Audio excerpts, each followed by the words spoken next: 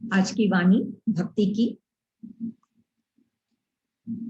305 305। जहां दिल बहलाया वहीं दिल भर आया। जहां दिल बहलाया वहीं दिल भर आया।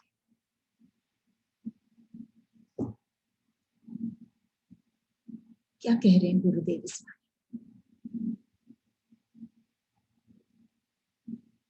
एक उदाहरण के रूप में हम लेते कि एक वो भंवरा है, वो कमल के फूल के करीब आ गया है, लेकिन उसको पता है इस कमल के अंदर वो रस है जो वो चाहता है, लेकिन कमल खिला हुआ नहीं, बंद है।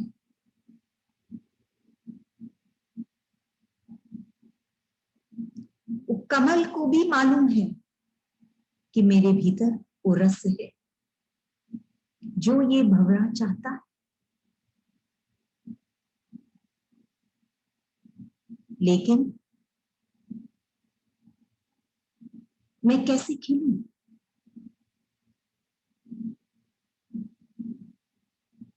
ये भंवरा कौन है? ये वो प्रेमी है जो ये प्रेम के रस को पाना चाहता है। अब ये कमल कैसे खिलेगा?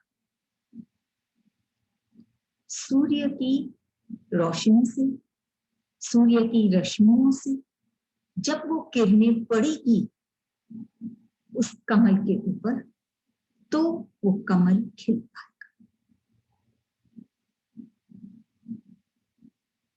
खिलते ही वो भंवरा वो रस पा जाता है, वो आनंद पा जाता है जो वो चाहता है। और सच बात तो ये है कि वो भंवरा सिर्फ एक संत या एक भक्त ही नहीं, भगवान भी हो सकते। भगवान भी वो रस चाहता है, वो आनंद चाहता है, वो प्रेम से मेल चाहता है। लेकिन अगर कली बंद है किसी के हृदय की, जैसे वो कमल खिला हुआ नहीं, तो ये भगवान भी क्या करेंगे, कैसे पाएंगे? वो भी नहीं खिला सकते उस कमल को,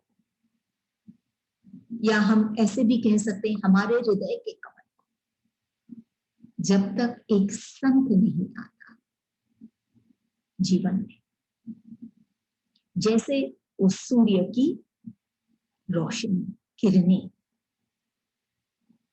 जब तक वो संत की वाणी की जो तेज है, ओज है, प्रकाश है, तब तक वो भक्त अपने हृदय की कमल को नहीं खिला सकता। जब वो खिलाएगा तब वो क्या पाएगा कि वो उसके भीतर वो भगवान भी है, प्रभु भी है, और वो संत भी, और वो एक ही हो जाएगा उनके साथ। सब कुछ होते हुए भी उस कमल में वो रस भी, वो खिलने की शक्ति भी, भंवरा भी आ गया, लेकिन सबसे प्रधान है वो सूर्य की रोशनी, वो संत की वाणी, वो प्रकाश जिससे हमारा हृदय खिल जाता है। तब जाके उसमें प्रभु विराजते, उसमें प्रभु आते। इसमें क्या कह रहे हैं? जहां दिल बहलाया वहीं दिल भर आया। एक भक्त सब कुछ पाया है संसार में, नाम, धन, सब कुछ पाया है, शक्ति तन की, लेकिन फिर भी उसके भीतर कुछ न कुछ बाकी है, कुछ न कुछ वो पूर्णता नहीं है। सब बहलाने वाली चीजें वो पा लिया है, संसार की सुख सुविधा, हर एक चीज वो पा लिया है, लेकिन फिर भी दिल नहीं बह रहा, नहीं भर रहा, फिर भी वो दुख पा रहा है, क्योंकि उसको पता नहीं कि इन चीजों से ये दिल नहीं भरेगा। वो कितना ही इसको इकट्ठा कर ले, लेकिन जब तक एक संत की वाणी की या प्रेम की अनुभूति वो नहीं करेगा, तब तक उसका दिल भरेगा नहीं, खाली ही रहेगा, चाहे संसार की हर एक चीज को वो भर ले। जैसे सुना हुआ है कि शोहरत ने ही उसे तन्हा कर दिया, दरिया था, दरिया है, फिर भी प्यासा है, कि उसके पास सब कुछ है, वो दरिया है, वो सागर है, वो भरा हुआ है, इतना भरा हुआ है कि वो बिना दिखे ऐसे शांत वो इस आसमान को भी तर कर देता है। ऐसा भरा हुआ है, वो दरिया है, लेकिन फिर भी प्यासा है। क्यों? शोहरत ने उसे तन्हा कर दिया, कि ये जो झूठा मैं है, अहंकार है, नाम, शोहरत, धन, सम्मान, ये सब चीज के पीछे जो वो हो गया है, उसी के कारण वो तन्हा हो गया। सागर है, लेकिन फिर भी प्यासा है। लेकिन जब ऐसी स्थिति में वो एक कोई संत से, कोई गुरु से जब वो मिलता है, तब उसका जो प्रेम है, उसका वो अनुभव करता है, तब वो जान पाता है कि ये जो रिक्तता है मेरे हृदय, ये जो खालीपन है, ये जो कसक है, ये क्यों है? सब कुछ होते हुए भी वो इस प्रेम के लिए वो अपूर्ण है। ये प्रेम का अनुभव करता है वो अपने गुरु, संत का, प्रभु का, कि अब उसका दिल भर आता है। नहीं तो दिल, सब कुछ होते हुए भी दिल तो खाली था, अब दिल भर गया। जहां दिल बहलाया, जब वो अपने प्रभु के दिल में अपना दिल बहलाया, प्रभु के शरण में अपना दिल बहलाया, प्रभु के प्रेम में अपना दिल बहलाया, तब उसका दिल भर आया। वो भर गया कि वो खिलने लगा, वो प्रकाश, वो रोशनी वो पाया कि वो खिलने लगा। उसको एहसास हो गया कि उसी के भीतर इतना रस है, जो बंद कलियां थी वो खिलने, प्रस्फुटन होने, और तब उसका दिल भर आया। दिल जब भर जाता है खास करके भाव से, प्रेम से, तो वो एक ऐसी स्थिति है जिसका हम वर्णन नहीं कर सकते। वो तो एक अनुभव की स्थिति, और वो भीतर की बात, दिल की बात, सब कुछ दिल में होते हुए जब तक वो भक्त एक संत से नहीं मिलता, जिसके अंदर वो तेज है, वो तीव्र इच्छा है कि जैसे वो खिला वैसे वो उस भक्त को भी खिलाए। बिना इस तीव्रता के हम चाहे कितना ही इकट्ठा करें, जब तक भीतर में हमारे हृदय में ये तीव्रता नहीं होगी कि मुझे खिलना है, तब तक वो नहीं खिल पाएगा। और वो तभी होगा जब कोई संत उसके जीवन में आएगा, तब उसका दिल भर जाए। दिल भर जाना, आनंद पाना,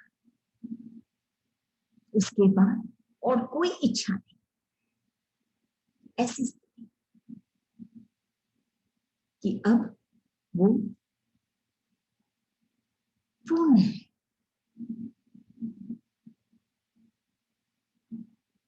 ऐसी स्थिति जैसे हवा अमूल्य है, अगर हवा नहीं होती तो हम ये श्वास नहीं ले पाते, लेकिन हम उसकी कीमत नहीं करते। क्या कीमत लगाए हवा की? अमूल्य। ऐसे ही प्रभु की वाणी अमूल्य, हम उसकी कीमत नहीं लगा सकते। जैसे हवा इस तन को जागृत रखता है, जिंदा रखता है, वैसे ही प्रभु की वाणी हमारे दिल को, हमारे हृदय को, हमारे अंतर को खिला हुआ रखता है। दोनों ही अमूल्य है, जिसकी कीमत हम नहीं लगा सकते। तो जब दिल बहल जाता है, जहां दिल बहलाया अपने इष्ट से, अपने प्रेमी से, तब जाके दिल भर आया। पहले तो दिल बहलाया संसार, लेकिन कहीं ना कहीं फिर भी दिल नहीं भरा, फिर भी कहीं ना कोई एक खालीपन उसके दिल में था। लेकिन जब दिल बहलाया इष्ट से, तो दिल भर आया। अगली वाली 306। कुछ बीती हुई बात याद आती, दिल लुभाती, और कुछ बीती हुई बात याद आती और रुलाती।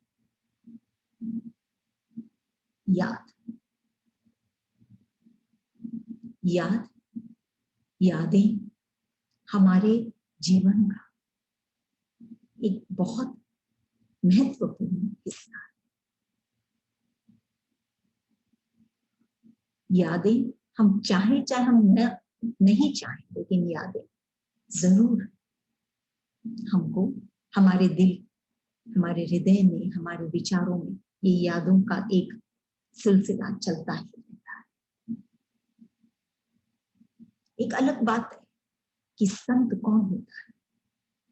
जिसके भीतर में ना कोई संकल्प है और ना कोई विकल्प है, वो सब चीजों का अंत है, वही संत है। लेकिन एक भक्त अभी भी यादों में जुड़ रहा है।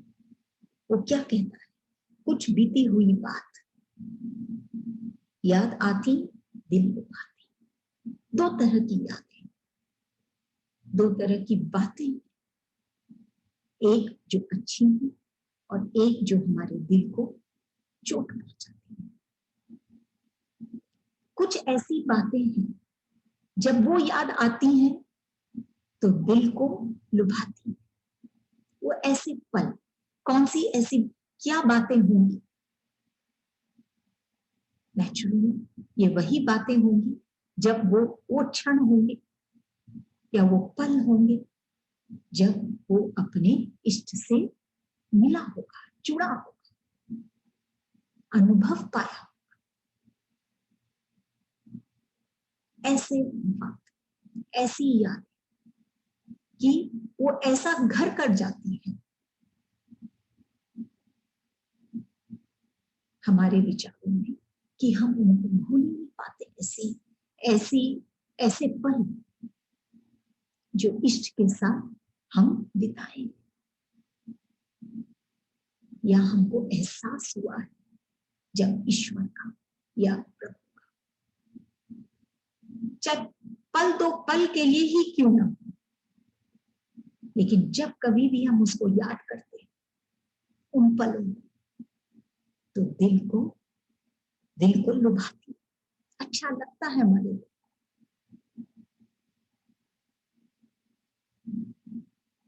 लेकिन कुछ ऐसी भी बातें हैं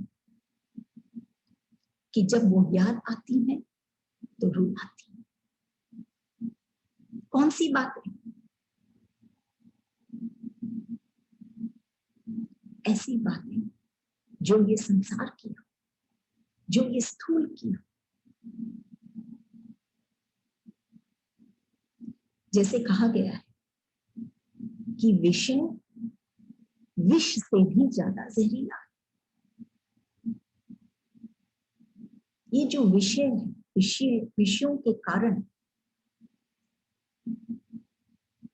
हम ऐसे स्थिति में आ जाते हैं जो विष से भी ज्यादा जहरीला है, जो हमको इतना नुकसान पहुंचा, हमको मुरझा देते हैं। ऐसे पल, ऐसी यादें, कुछ ऐसी बातें, ऐसे विषय, और ये तो स्थूल की ही होती। कुछ ऐसी बातें जब याद आती तब रुलाती, अच्छा नहीं लगता है। अब भक्ति की वाणी, वो भक्त इस बात को समझ रहा है कि क्या फर्क है। एक ऐसी बातें, यादें जो हमको अच्छी लगती है, दिल को लुभाती, और कुछ ऐसी यादें जो रुलाती हैं।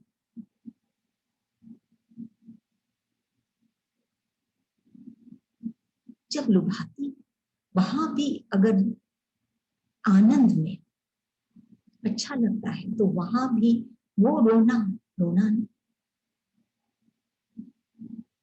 वो तो एक आनंद की स्थिति, दिल को लुभाती है, अच्छा लगता है। और एक ऐसी स्थिति है, कुछ बातें जो रुलाती, तो हमको उठना चाहिए ऐसी बातों से जो हमको रुलाती, और ऐसी यादों को हम समझो जो हमारे दिल को लुभाती। और आज भी हम ऐसे ही यादों को हमारे स्टॉक में हम इकट्ठा करें। ये पल दो पल जाए, क्षण हम ईश्वर से जुड़े, हम अपने इष्ट से जुड़े, जिससे हम प्रेम करते हैं उससे जुड़े, तो हमारे दिल को भरेगी। हम जहां खड़े हैं वहीं से परमात्मा का रास्ता शुरू होता है। जो बीत गई वो बीत गई, आज भी अगर हम शुरू हो, हम ये रास्ते पर हम चले कि हमको परमात्मा से तो आज भी मिल सकते हैं। और हम ऐसी यादें हम अपने कल में, हम अपने जीवन में ऐसी यादें हम बटोर सकते हैं जो हमारे दिल को लुभाती है। और हम यही चाहते हैं। कौन चाहेगा कि वो दुख पाए अपने जीवन? ऐसे सुख का क्या काम जो दुख दे जाए? ऐसा कौन सोचता होगा कि 2-4 साल हम सुखी रहे, उसके बाद चाहे दुख आ जाए? हम हमेशा उस सुख का अनुभव करना चाहते हैं।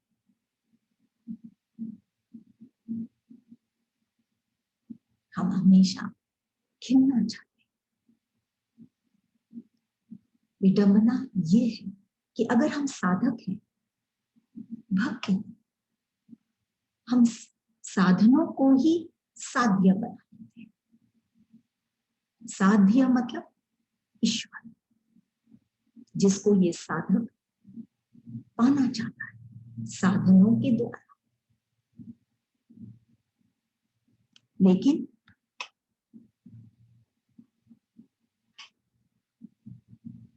उस साधनों को ही साध्य बना लेता है, उसी की पूजा करने लग जाता है, साधनों में ही घिरा रहता है कि हम फूल चढ़ाएं, कि हम ये बोलें, कि हम ये करें, कि वो साध्य से मिलता ही नहीं। जब अगर कोई भक्त मिल जाता है जैसे संत, तब वो जान जाएगा कि साधक, साध्य और साधन सब एक। प्रेम से सब उत्प्रेत, चाहे वो साध्य हो, प्रभु हो, चाहे वो साधक भक्त हो, चाहे वो साधक, बिना प्रेम से किए वो साधक भी साध्य तक नहीं पहुंच सकता। तभी कोई ऐसी हम इस तरह के हम भक्त बने, गुरुदेव बताए कि हम ऐसी यादें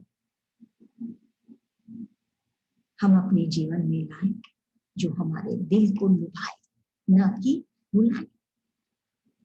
अगली वाणी, फूल समर्पण के पूर्व कहीं मुरझा न जाए, दयालु माली सिंचन। बहुत सुंदर वाणी कि फूल समर्पण के पूर्व कहीं मुरझा न जाए। ये तो हम सब जानते हैं कि हर फूल इस संसार में, इस प्रकृति में जो खिलता है, वो उसको खिलाने वाला वो प्रभु है। खिलता भी है प्रभु के लिए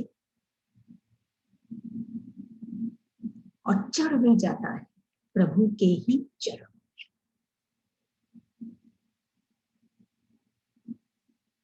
चाहे वो उसमें लीन हो जाए, चाहे वो हम ईश्वर के चरणों में, पूजा में हम ईश्वर के चरणों में हम वो फूल चढ़ाए। वो फूल अगर खिला है तो वो ईश्वर की बगिया में ही खिला है, और कोई बगिया नहीं इस संसार में।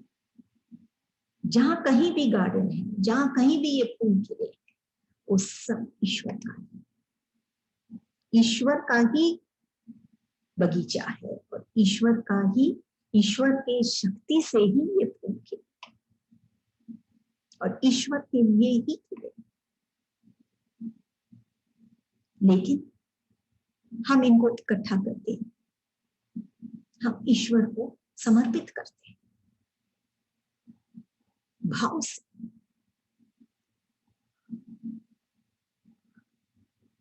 तो फिर इसमें गुरुदेव बोल रहे हैं, कोई भी मुरझाया हुआ फूल ईश्वर को नहीं समर्पित करता, पहले वो खिले खिले फूल को चुनता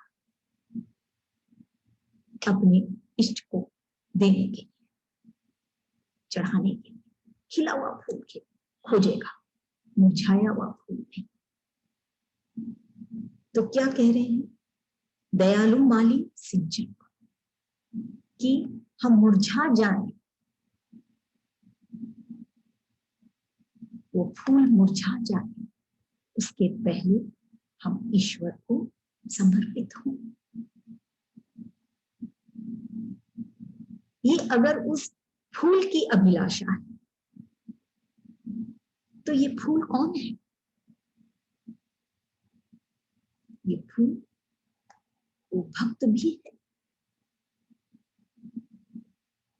जो इस ईश्वर के संसार में बगिया में खिल रहा है और ईश्वर के लिए ही खिल रहा है और ईश्वर पर ही समर्पित है। तो वो क्या चाहता है वो भक्त? जैसे वो कि हम मुरझा जाएं उसके पहले हम समर्पित हो ये माली सिंचन का। तो मुझे तर्क कि हम खिल जाए और हम ईश्वर के चरणों में हम चढ़ जाए। ऐसे ही वो भक्त भी चाहता है कि वो मुरझा जाए। कब भक्त मुरझाता है?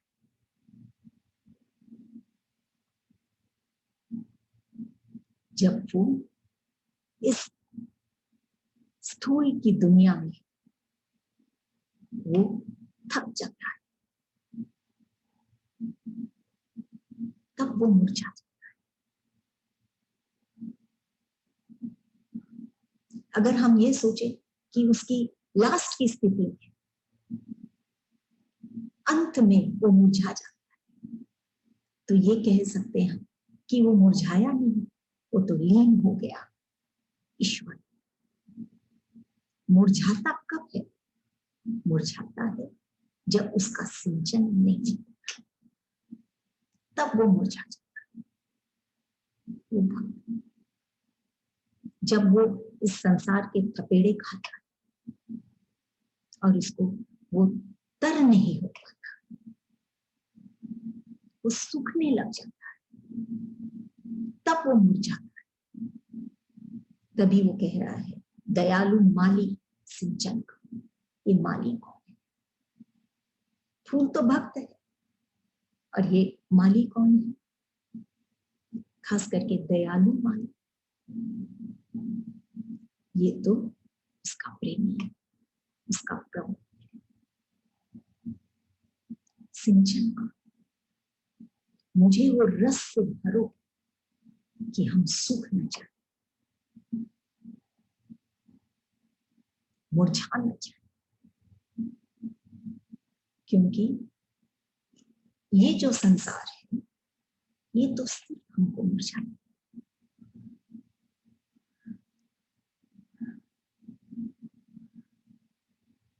हमको क्या देती है?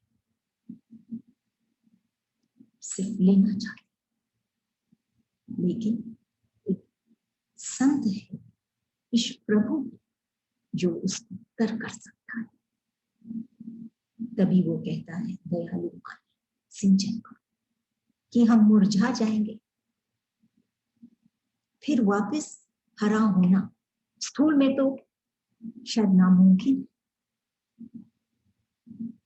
एक बार वो पेड़ या वो गाछ कंप्लीटली सूख जाता है, फिर उसको हरा करना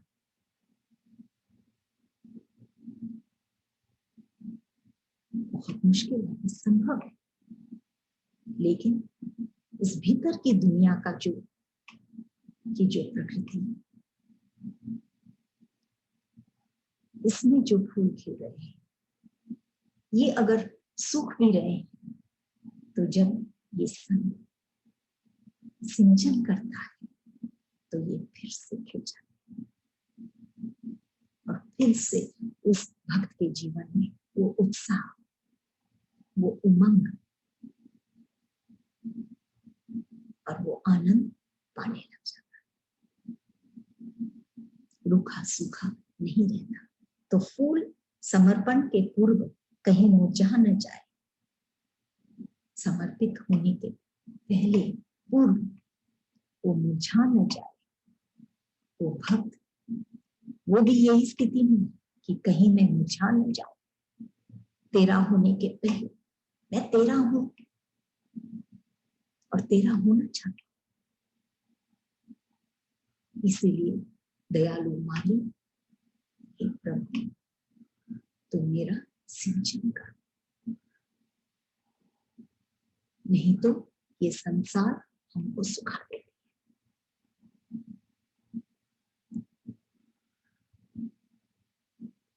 देखिए, वस्त्र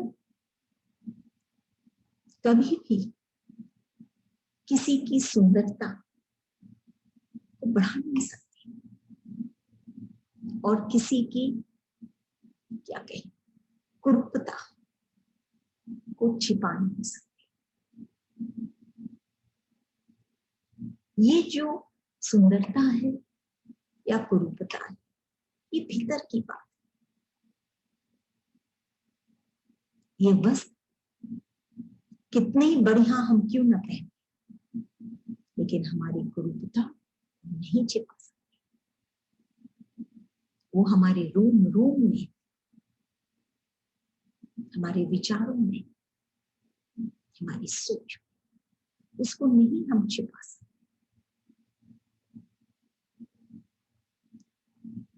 हम सुनते हैं कि भगवान को जब हम भोग चढ़ाते हैं तो यही सुनते हैं कि भगवान हमारे उस भोग को या उस मिठाई को उसको नहीं ग्रहण करते, वो तो हमारे सिर्फ भाव को देखते हैं। वो तो सिर्फ हमारे भाव को चाहते हैं, उस भोग को नहीं। तो इसका ये मतलब नहीं कि हम कुछ भी चढ़ाते, कुछ भी भोग लगाते, क्योंकि हम क्या भोग लगाते हैं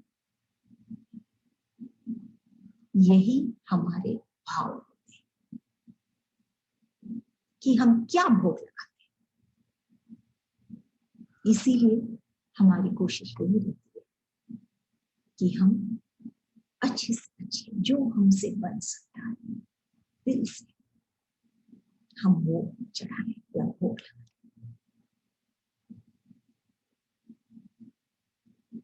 क्या हम भोग लगाते हैं यही तो हमारा भाव है। ये तो है नहीं कि वो हम जो भी लगा दें भोग, कोई बात नहीं, भगवान उसको थोड़ी ग्रहण करते, सिर्फ हमारे भाव को ग्रहण करते। लेकिन क्या हम भोग लगाते हैं ये ही हमारे भाव। इसीलिए हमको भोग भी हम जो लगाते हैं, इसीलिए तो मुरझाया हुआ फूल नहीं चढ़ता, इसीलिए तो वो फूल कह रही है कि मेरा सिंचन करो, कि मुरझाने से पहले मैं समर्पित हो जाऊं। फिर तो मुरझाना नहीं, फिर तो सिर्फ लीन हो जाना है ईश्वर, एक हो जाना है ईश्वर के साथ।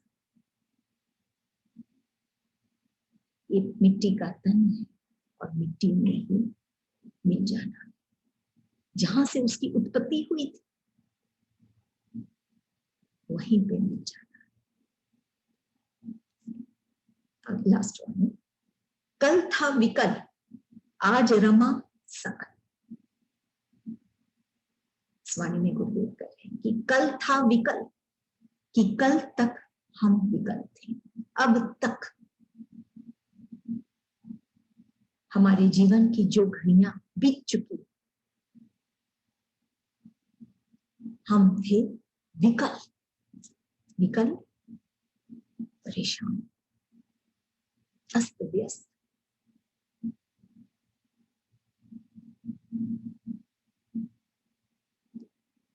आज रमा सकल, कि जैसे वो एक भजन की लाइन है ना, अभी भी समय है, अपने गुरु को मना लें कि जो बीता सो बीत गया, उसमें हम विकल थे, हम परेशान थे, बेचैन थे। क्यों? कई कारण है। एक ये भी कारण है क्योंकि हम संसार में रमे थे, हम नाम और शोहरत में रमे हुए थे, इसीलिए हम विकल थे। क्योंकि जब तक हम अपने आप को नहीं जान पाते, तब तक हम इस संसार में आनंद नहीं ले पाते। कैसे? जैसे कहा गया है कि ये संसार एक स्टेज, और सब मनुष्य जो आते हैं इस संसार में, वो अपना अपना किरदार निभाते हैं। अगर हम अपना किरदार नहीं जानेंगे तो हम उसको कैसे निभाएंगे कि हमारा रोल क्या है, तो हम उसको कैसे निभाएंगे, और खास करके बढ़िया से हम कैसे निभाएंगे, उस किरदार में हम जान कैसे डालेंगे। इसीलिए हम अपने आप को जाने। जब हम अपने आप को जान जाते हैं, ना कि सिर्फ बाहर में इस संसार को जो हमको दिखता है, बल्कि हम अपने आप को जान जाते हैं, तो वही बात है कि आज रमा तो हम जानते हैं कि हम तो, हमारे भीतर में तो हमारा प्रभु बसा है। उसमें जब हम रम जाते हैं, हम जान जाते हैं ये रहस्य कि हम कौन हैं, तब सकल, तब हम सकल होते हैं। सकल पूर्ण, संपूर्ण, समस्त। और कौन है पूर्ण? ब्रह्म, वही सकल है। तब हम सकल हो जाए। कल था विकल, आज हम रमा, आज रमा सकल किया। कल तक हम विकल थे क्योंकि हम गलत भाव में, स्थान में हम रमे हुए थे, इसलिए हम विकल। आज हम ईश्वर में रमे, जो हमारे ही भीतर है। हम अपने आप को जान गए, पहचान गए कि हमारे भी, हम आत्मानंद है। आत्मानंद का भाव हमारे भीतर का हम अनुभव जब करने लग जाते हैं, जो पर्दे हैं वो जब हटने लग गए, तब हम रमने लगे अपने ही भीतर।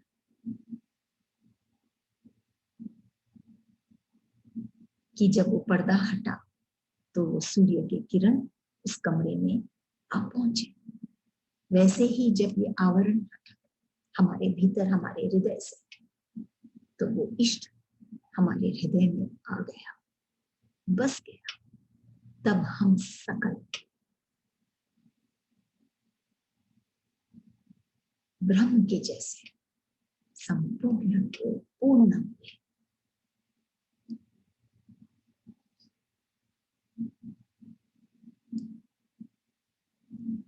आनंदित हुए। लेकिन इस वाणी से ये बात समझ में आई कि कल तक अगर हम विकल थे, तो भी आज भी समय है कि हम सकल हो,